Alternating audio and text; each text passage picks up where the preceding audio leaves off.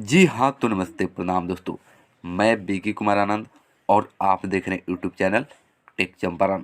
तो चलिए बात करते हैं खेसारी लाल यादव जी का एक बहुत ही ज़बरदस्त वीडियो सॉन्ग आ चुका है।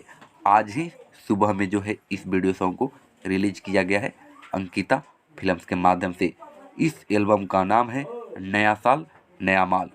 इस गाने को खेसारी लाल यादव जी और नेहा राज गाए हैं।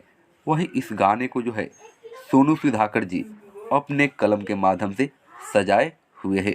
आपको बता दें कि 6:45 पर इस वीडियो सॉन्ग को जो है रिलीज किया गया है।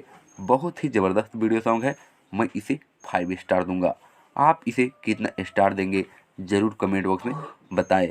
और खेसारी लाल यादव से जुड़ी नए नए अपडेट पाने के लिए चैनल को सब्सक्राइब करके बेल आइकन को प्रेस करके और इसे ज़्यादा से ज़्यादा शेयर करके हर एक खेसारी लाल यादव जी के फैन के पास पहुंचाएं।